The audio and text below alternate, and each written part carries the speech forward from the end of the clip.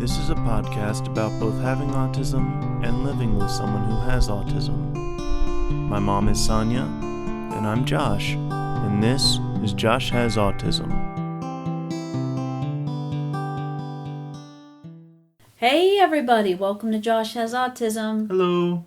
How are you today, Josh? I'm here. You're just here. Yeah, I'm a bit tired. Yep. Yeah.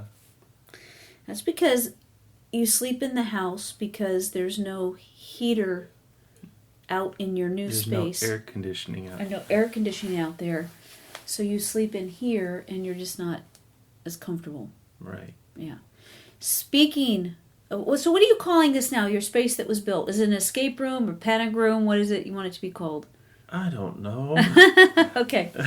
Well, that space out there, to let everybody know, the pictures are up on the website now. Oh, they are? Yep. Oh, cool. Yep. So if they want to see your new digs and what your dad created for you and how you've arranged it so far, then, the pictures are up. So everybody check it out. Tell us what you think. Nice. Yeah, it's pretty cool. To give everybody an idea, I mean, it's feet from the house. I mean, it's in the backyard. It's just feet from the house. So. And not like the moon is feet from the earth. It's Yep. Well, there have been, because I do things with you and for you every single day, because I was so sick for so long, I have just been nonstop, like, having to do paperwork and what have you and catch up on things. And I just wanted to share some of the things that have been changed and so that you're aware of them, and maybe other people have had experience with this and maybe they haven't just yet. But one of the things is that your dad retired about a year ago. And what he did was he retired from the military a long time ago, but he retired from his civilian job, which is the senior buyer for the city. Yeah. So he just recently, again, like I said, a year ago, retired. Well, what happens, things in the government move slow. I think you're aware of that too. Yeah. So things in the government move slow. Well, we've talked about SSI before that you've had from the time that you were 18. So how that went about is all the agencies that I was working with on your behalf at the time when you turned 18, they said that you need to go to Social Security and apply for what's called SSI, which I'd never heard about that. SSI is for people that have never worked before due to a disability. So that's what SSI is. Is that SSI or It's SSDI? SSI. No. SSI is for people that have a disability before the age of 21 that you've never worked, so you've never had an earned income, right? So the other one, we'll get to that in a second. So that's what you've been on your entire life since you were 18. So I shouldn't say your entire life. You've been on that since you were 18. Well, when your dad retired, it used to be that SSI would automatically turn over to SSDI. Or more specifically, would be turned over in a category called Disabled Adult Child of a Retired Parent. It's a big mouthful, but it also fits the category of SSDI. Well, SSDI with Social Security is somebody that has worked and then got injured or had a disease, something that prevents them from working anymore, right? So it used to be that if you had SSI and your parent retired, it automatically mean you were qualified to get support under a disabled adult child of a retired parent. Now, it doesn't happen that way. You have to apply all over again, as if you never had it before. I don't remember if we talked about this on the podcast or not, because when my liver went wonky, my brain did too. I don't really know. I remember that. You remember us talking about it, or you remember me going wonky? Going wonky. Okay, right. So I don't know. So anybody that's listening, I apologize if we're doing this again, and you've already heard this, because I think it's worth sharing, but I just, because of being so sick, I just don't know. Right. I know. I'm pretty sure we've talked about it several years ago, but it wasn't about SSDI, and because you haven't been in this situation. Well, what happened was Social Security, the Social Security Administration is the one that notified me that now we have to reapply to basically say, does he still have autism? Yes. Does he still need supports? Yes. So, while it seems pretty silly for them to have us kind of apply again, that's their protocol now. So, if you have SSI and your parent is going to retire, you're going to have to reapply. And in your case, it was approved. And the reason they do that, it's a different pot of money. So within the Social Security Administration, there's SSI and there's SSDI, and now SSDI, the disabled adult child, is rolled into SSDI. Okay. At any rate, you've been approved for that. The thing that I didn't know, and this is why I wanted to bring it up, even if I had brought it up before and my wonky head doesn't remember, for people to know that when that happens, when you have SSI, you automatically get Medicaid. It comes with it. It's just automatically a part of it. When you get SSDI, it does not. So you have to reapply or apply, really for the first time, in your case, for Medicaid. And there's a reason that I'm talking about that too, because it's a supplement. It supplements your insurance that we pay for. Doesn't cover everything, but it supplements it.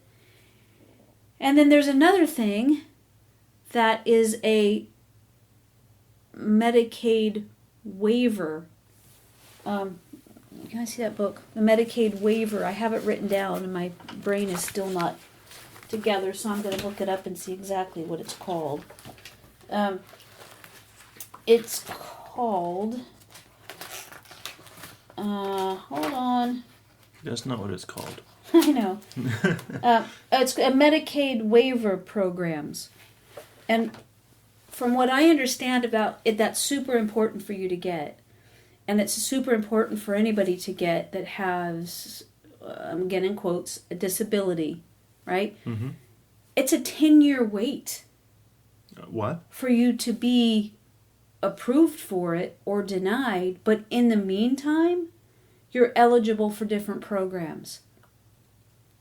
It's a waiver in that it allows you, so in this case, Josh, you have autism, you have ADD, you have depression, you have an anxiety disorder. All of those things put you in a category that if you apply for a Medicaid waiver into the Medicare waiver programs, you can get some benefits that you would not be even qualified for if you just got Medicaid. I gotta get this right, because there's something called Medicare, but we're dealing with Medicaid. Okay. I think Pappy told me, and Nana told me, Medicare is when you get old. So for you, it's Medicaid. At any rate, the reason that it's important is that since you went from SSI having Medicaid to SSDI not having Medicaid, I'm having to reapply for Medicaid for you, and now applying for a Medicaid waiver program. Two different things. I don't quite understand them. What I think, I might be wrong about this, but what I'm getting so far is that the Medicare supplements what isn't covered through insurance. But the Medicaid waiver program makes you eligible for different programs that are set up for people that have autism in particular. Does that mean that while does that mean I can get those while I'm waiting for the waiver? From, Or does that mean that I have to... I don't understand. yeah, me either. Yes, I do believe. Yes, yes. The answer is yes, but I don't know what programs. But there are programs out there that teach you about. There's programs about dating. There's programs about just being an adult with autism and how you interact with others, how to help you through those scenarios. It's about, I would hope that there's one about finances. It's about basically the transition to adulthood is what we're looking into for you. So, the reason that I bring all that up, because I told you I was going someplace with this, is that you've been approved for the first time in your life for ABA. What's confusing to me about this is that even the person that's coming out here says, I've never worked with anybody over 21. They typically, and our insurance in particular, they do not give the go-ahead for somebody that is your age to get these services. But for some reason, the insurance company has given the coordinator the go-ahead, and the coordinator has connected you with an ABA person who is going to be here on Monday. In the meantime, that person, that ABA person, is verifying that our insurance is saying, yes, you can do this. Now, there's a caveat to this that this doesn't make any sense to me whatsoever. Is that we've talked about this so much. So let me ask you, the two things that you could really use support in your life right now, do you know what they're called? Way to put me on the spot, Mom. Sorry. Life skills. Perfect. And The first word is executive. Functioning. Executive functioning. Which I thought they were both the same thing. No. Or was it just they overlap or something? I think they go hand in hand. Like as you're learning one and you're getting the grasp on the other, kind of makes sense. Okay. It's just about, it's about you making decisions and being effective daily. Getting the things done that need to get done. Doing laundry when you're running out of clothes instead of realizing that you don't have clean clothes when you don't have any clean socks to put on. Mm-hmm. About planning ahead to be someplace. So how long does it take to shower? How long is it, whatever it is, those things that you think ahead on, that's it. But also life skills, it's about hygiene. It's about, those doing the things that you need to do to keep yourself on track and healthy. Right.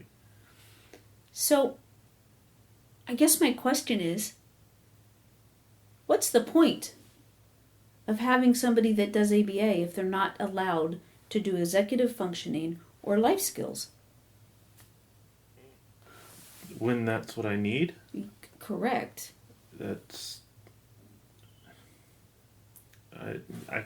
I don't think I can say what I think. It doesn't make sense. And what I'm hopeful is that they're deciding that this is what's necessary, so they're giving the go-ahead. And if they're not, then that's something that you and I need to work on together. We need to do some reading. I need to do some reading to find out how do we as your family, the people that love you so much, how do we help you with those things? Because what I've done so far just doesn't help. And I'm mom, right? So, you have to listen to me. Anyway. Did you say I have to listen to you, or I have listen to you? Like one half or half yes, to? I said you have listen to me. Not that you have to. Because you're saying half as in like one half?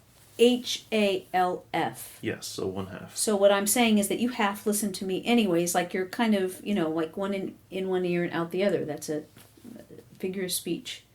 So, yes, you don't have to listen to me because you're an adult. But you do because of our situation. That we live together. Mm-hmm. And you look to me for guidance and direction often. Mm-hmm. So in that case, you do listen to me. So you don't have to, but you do. Mostly. Yeah. Except for when I don't. Except for when you don't, which, you're human, so why not? Mm. So it's very confusing to me that there are programs. There's a DARS program that you're getting involved with. I don't remember what that stands for. What, DARS? Yeah. Do you? Disabled Adult... I don't really remember. Anyway. Requiring services? I don't know. Well, that would fit. That would fit, yeah. But their focus is to help you. A lot of the focus is, which I can appreciate, is to help you to communicate effectively with others. Mm-hmm. What's happened, and anybody that listens to this podcast can tell that you do this very well, is that all the work that we've done for all these years since you were 7 have just made such an impact in your life.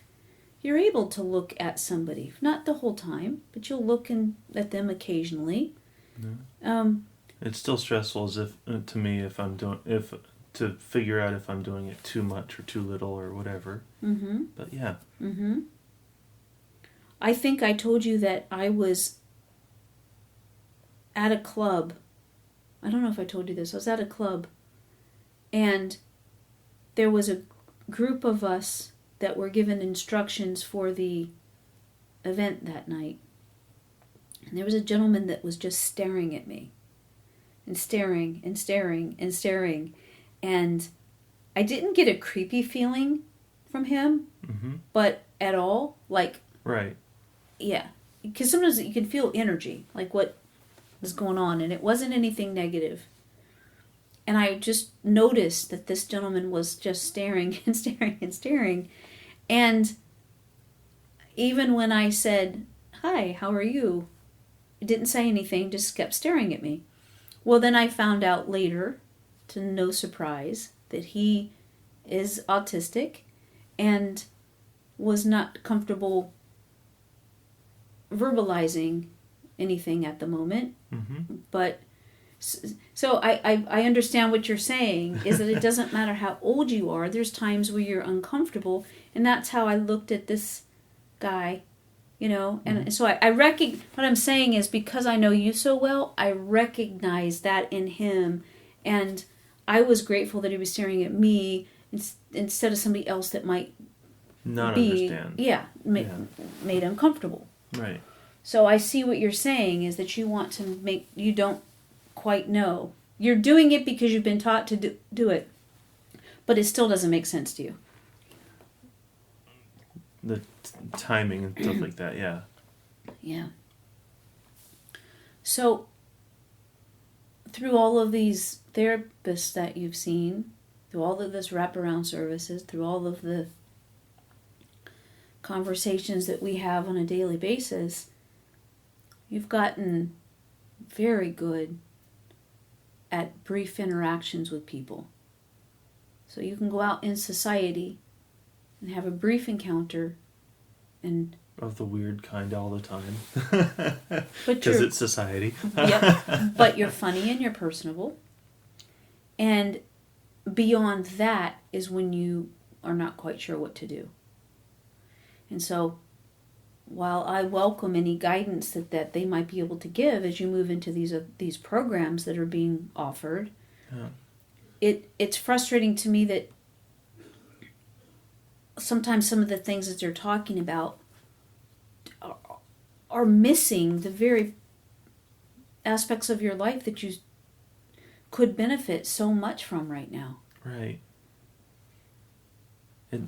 That's like trying to work on a car, and you have 3 wheels that you can put on it, and it didn't come with a spare or the fourth.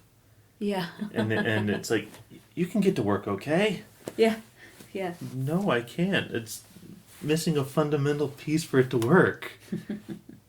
It works fine, but I can't do anything with it. Right. Right.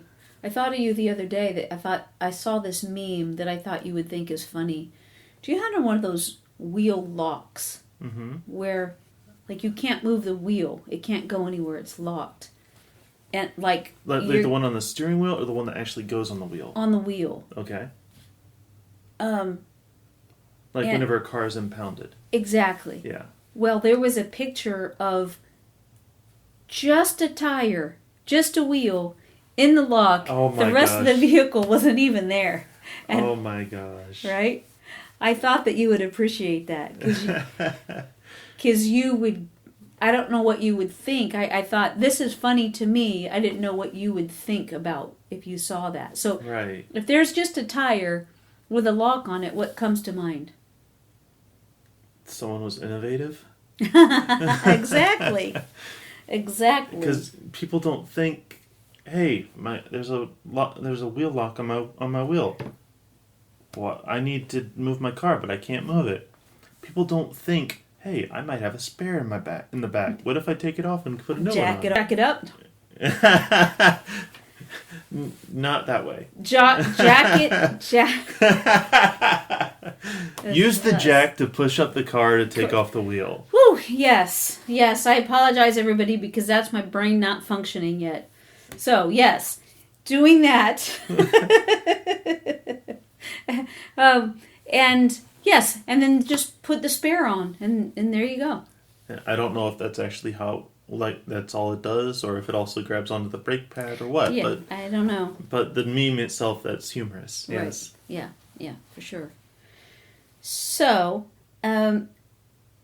these programs that will be available to you shortly, I think. Well, we'll see what they cover. We'll see if they do help you. If they help you to interact in situations. If they help you to... Maybe it's stuff that you haven't heard of before about, in adulthood. What is that like? What is that, what does that mean for you? ABA is typically for kids. Now, we've said this before. When you were a kid, it wasn't available. Right. Maybe ABA was around when you were a kid, but it wasn't available for autism. Right. And it certainly wasn't. It's a newer thing. It's. I think at most it's been around 5-10 years. I think it's been around longer than that. But what's happened is, by the time, it was never brought up when you were a little guy. Right. Ever. It was never. You never had the opportunity. I didn't even know about it. Right. If it was around, I never heard of it. Right. But then as you started getting older, the supports that I would look into would be for younger. Kept saying that you're too old, too old. And I'm like, well, and look, if a little guy or a girl has a difficult time with executive functioning and life skills as a kid, and they don't get the help and the support to change that in their lives, then they're going to end up a 34-year-old person not being able to have executive functioning or life skills. It just stands to reason, right? Like, how would you magically come up with these solutions for yourself when they are the very things that trip you up? Yeah, I also feel a little bit called out because, the way you just said, they end up being a 34-year-old. Well, I didn't mean that in a mean way. I know. I certainly don't. And the thing is that if this was something that was available through the years, why were they saying that you're too old? Why were they saying that you didn't qualify? And it's not because you're... Well, in my experience growing up, a lot of the amenities that are here today Mm-hmm. would come out and they'd be for an age group that was younger than me. Correct. And that continuously happened throughout, and has happened throughout my life. Right. And so I'm not begrudging Sure. people younger than me having that Sure. option. No, of course not. But it's like, really? Yeah, and you're not begrudging the people that need the services and are getting the services, because good for them. Yeah. It's about the system. If you don't allow this for somebody that's 17 and 18 and 22, how do you expect for this to magically improve by the time they're 10, 20, 30, 40 years down the road? Yeah. At some point, when we've identified, and you've identified on your own behalf, where you struggle, let's get you help with that. Let's get you support with that. Yeah. And so if at this point,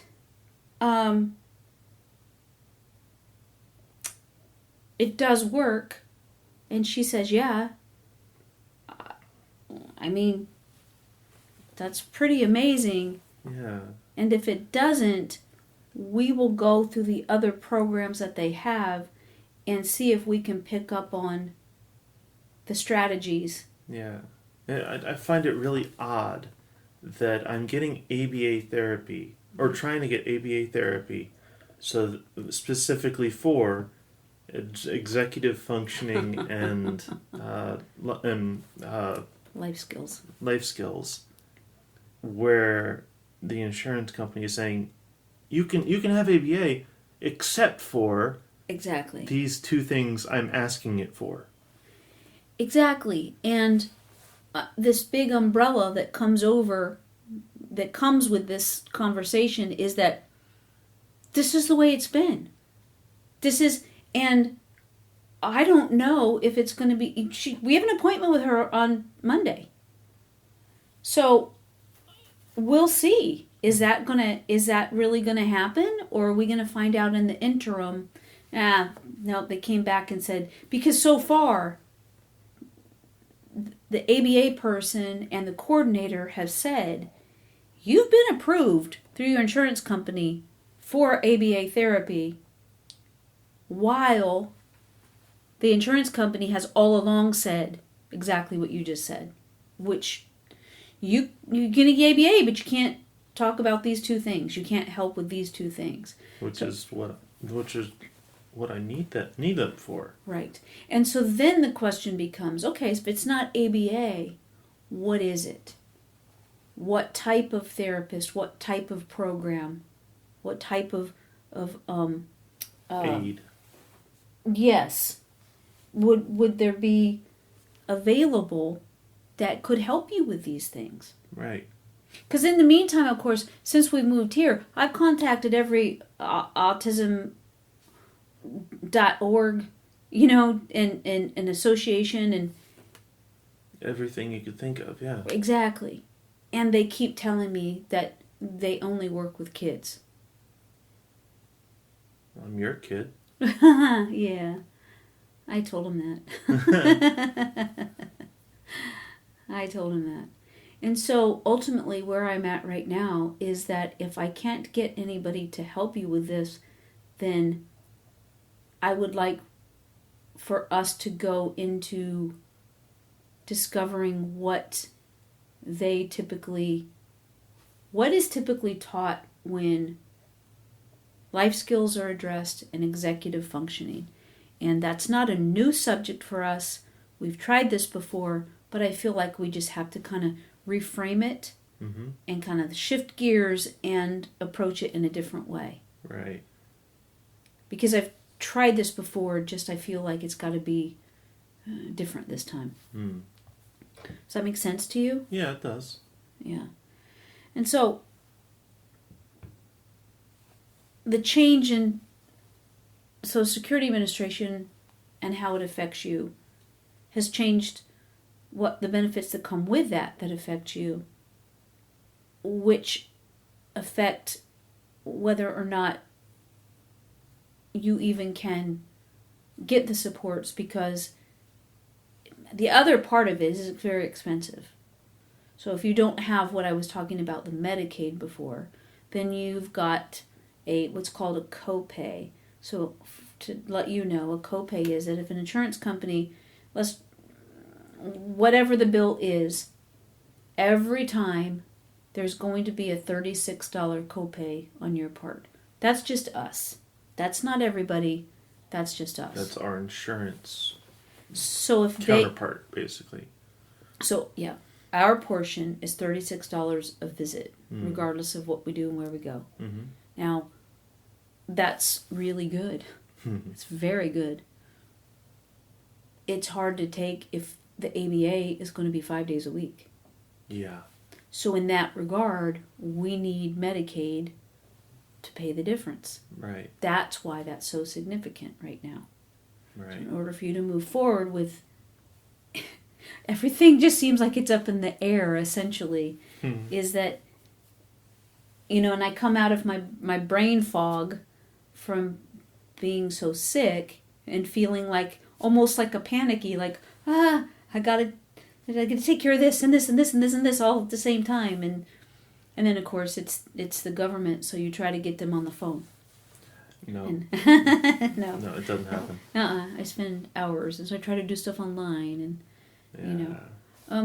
it's worth it to get there. Even if ABA doesn't work out for you, it's important and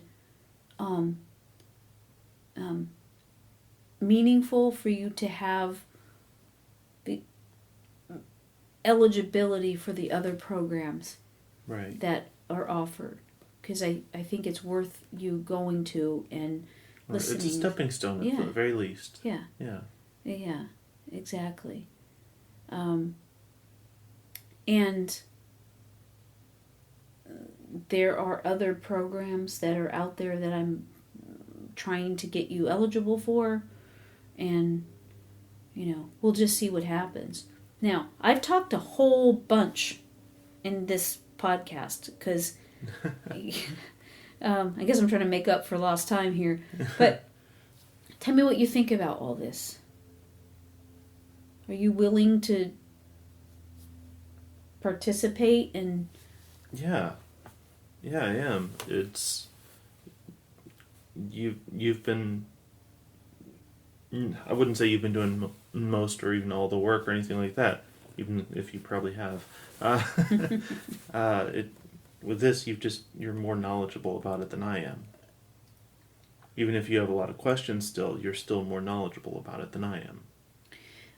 In a sense, because I've been dealing with the red tape for a very long time, but it's kind of like shifted lanes, and that's what's a bit different. And so I'm not quite sure what to bring along with me, or what to look out for, or so it feels very different. And to be honest, there are times that it feels overwhelming. Yeah. Because there's so much information. And I have... Sounds like me every other Tuesday. But yeah.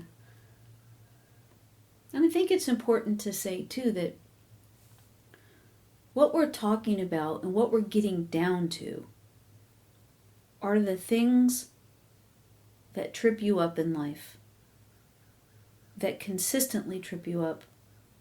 And it doesn't matter what age you are. Those things you need help with. And it's not about... So it's not about me being mom saying, Josh, I've asked you to do this, you didn't do it. That doesn't help. You know what I mean? That does not help you, nor does it help me. We both need to understand how you process in this regard and what you need in this regard, so we can both have a clear picture of what helps you the most. Right. And so I say that these programs are for you, but when appropriate, I'm going to be there. Yeah. Because I want to observe and take in the information and see how things are done. Right. When you were a little guy, they included me because I had to do what's called transfer of skills. Mm-hmm. So they would work with you, but then they'd explain it to me, and then they'd tell me how to do it, interact with you in this way that's most helpful. Mm-hmm. But for some weird reason, life skills and executive functioning wasn't part of it. Yeah.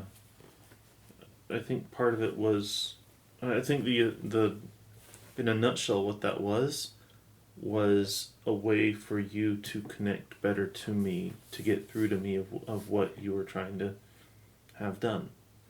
Well, that's true, because there were plenty of years where if something became overwhelming, you would scream.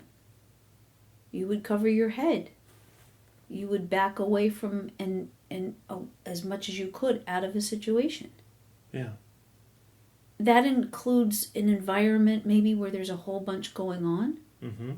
And that includes a conversation that we could be having where you feel it's not a subject matter that you were comfortable. I don't even mean, not like it was an inappropriate subject matter, but just, let's say, cleaning your room. That didn't spark something in you that was a way to order it or anything like that. It was just an overall, do this with no instructions. Well, yeah, I did that at times. So, I think, I did that at times. And it's not just with the clean your room example either. It could. If it wasn't something that sparked your interest, it was very difficult for you to focus on it and become successful in that. And when you were smaller, I didn't understand that that's what was happening. So I would get frustrated with you because why can you do this thing that you want to do, but you're not doing the thing that I asked you to do? Right. Well, that seems very selective, Josh King. Right? Yeah. Well, so yeah, it was frustrating at times until I understood that. Yeah.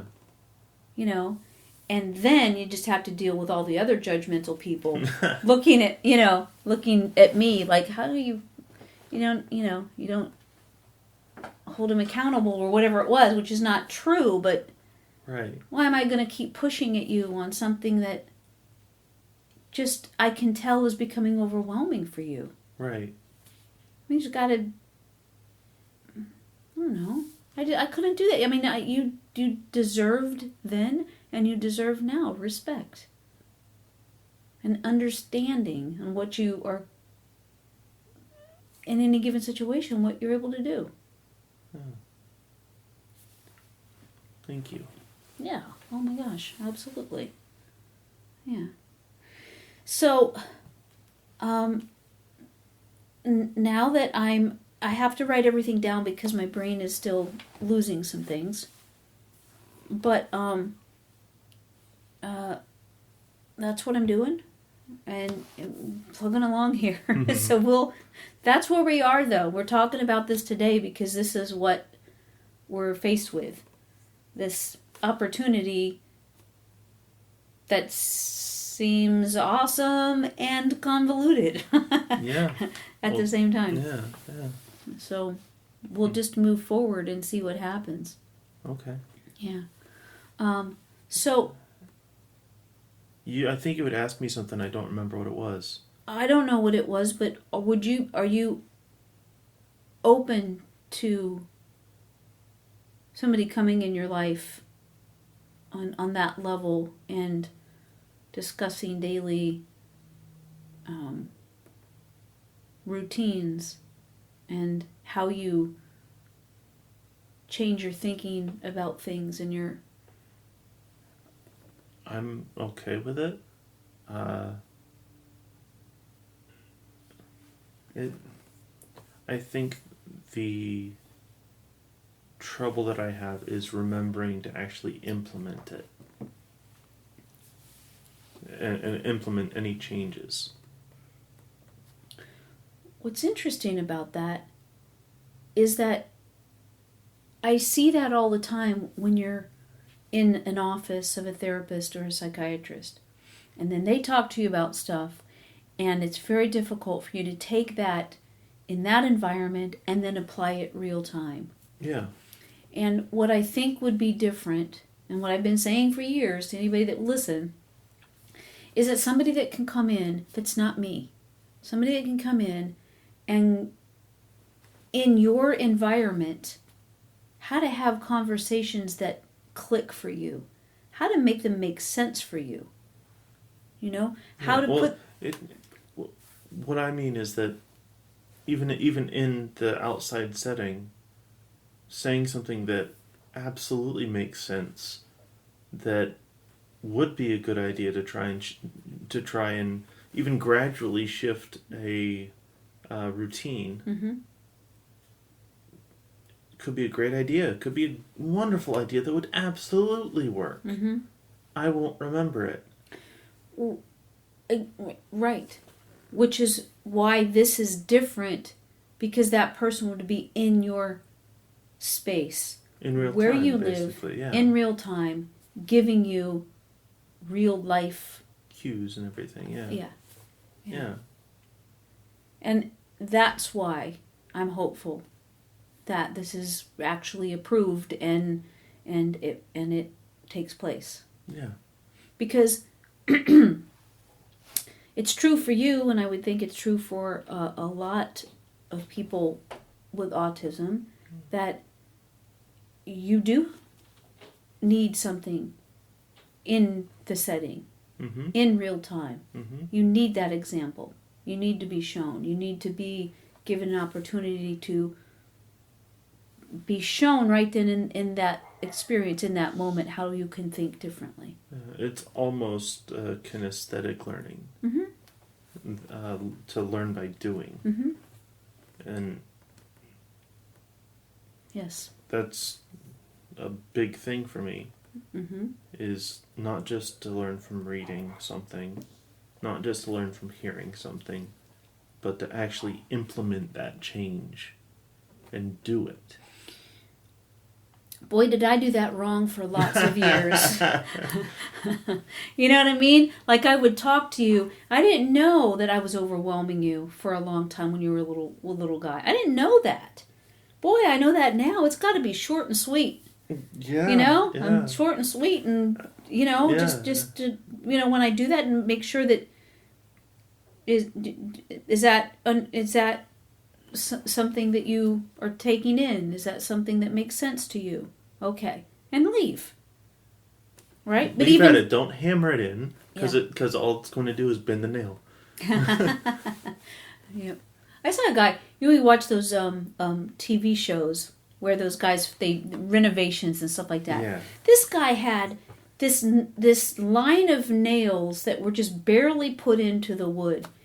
And he went down and swung the hammer one time, and I'm talking the nail was probably a 3-inch nail. That was out of the wood? Yeah, just barely holding, it's barely in the wood. Uh-huh. He went and one swing, boom, it was in all the way. Went to the next, boom, one, just went down the line, one strike on each nail, and it was all the way through. And that's what this guy did for a living, was to build, was, you know, so he's used to it, and he came up with a system that really works. But you know, I hit them when I go to nail stuff in before I'm just, like you said, it's all crooked and, you know, I've thrown away so many nails because by the time I try to do it, I've hit it in every which direction when I'm supposed to, and it's all bent out of whack. It's not going to work. Or you missed it and you dented the wood. Yes, I've done that. Yes, I've done that. Yeah. Mm-hmm. So, we'll find out tomorrow. Probably. Well, Monday for sure.